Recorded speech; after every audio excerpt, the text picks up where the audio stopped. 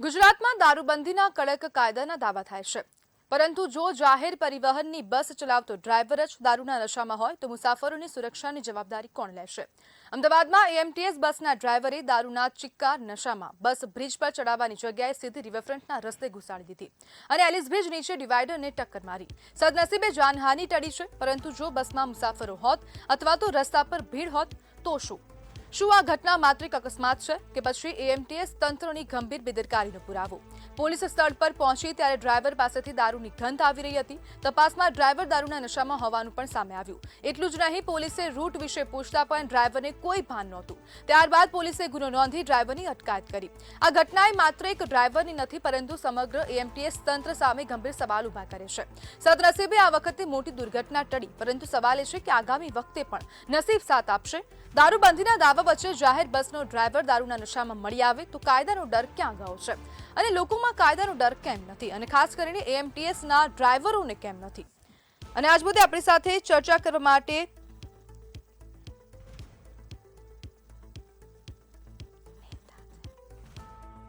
જ્યારે ડ્રાઈવરની હવે અટકાયત કરી દેવામાં આવી છે, દારૂબંધીના દાવા વચ્ચે ચોંકાવનારી ઘટના પણ સામે આવી રહી છે.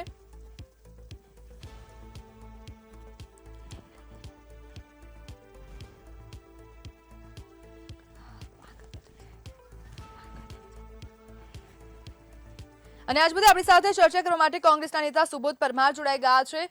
સુબોધભાઈ, મુસાફરોના જીવની સાથે બેદરકારી થઈ રહી છે, શું કહેશો? એકચ્યુઅલી જેમ તમે કહ્યું એમ આમાં એએમસી ના તંત્રની બેદરકારી કરતા સરકારના ગૃહ વિભાગની, પોલીસ તંત્રની અને જે મોટી મોટી વાતો કરે છે આપણા ગૃહમંત્રી, એમની ઘોર નિષ્ફળતા છે. ગુજરાતમાં દારૂબંધીના દાવાઓ થાય છે, પણ ગુજરાતની હાલની વાસ્તવિક પરિસ્થિતિ એ છે કે દારૂ પૂરતી વાત હવે સીમિત નથી રહી. અને જેમ કોંગ્રેસે ગયા વર્ષે આંદોલન શરૂ કરેલું એ રીતે ગુજરાતમાં હવે ઘરે ઘરે ડ્રગ્સ પણ વેચાતું થઈ ગયું છે. એટલે આવનારા દિવસોમાં જેમ દારૂની પીધેલી હાલતમાં લોકો આમ જોવા મળી રહ્યા છે, સરકારી નોકરી કરતા લોકો પણ ઇઝીલી એક્સેસ કરી અને દારૂ પીને નોકરી પર જાય છે. એનો મતલબ કે તંત્રના, પોલીસ તંત્રની કોઈને બીક રહી નથી.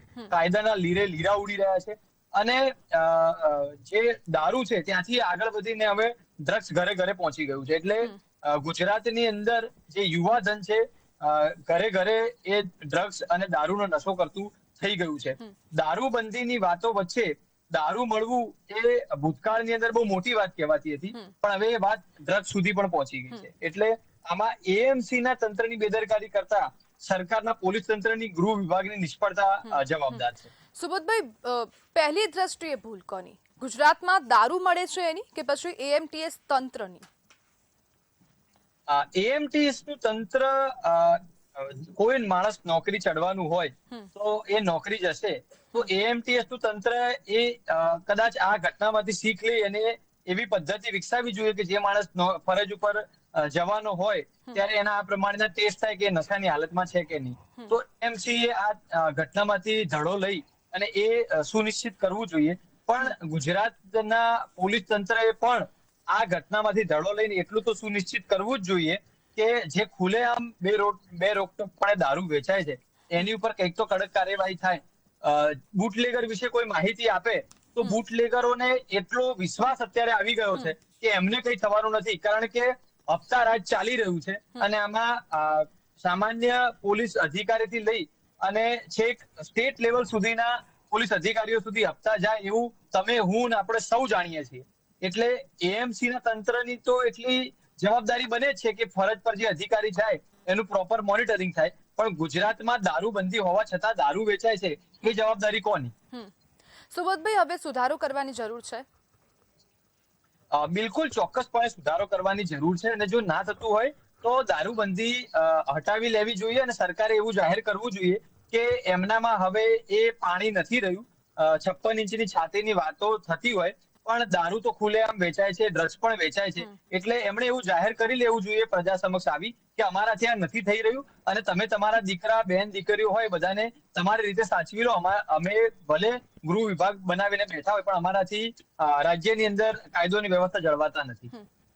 બિલકુલ સુબોધભાઈ, જોડાવા બદલ આપનો આભાર.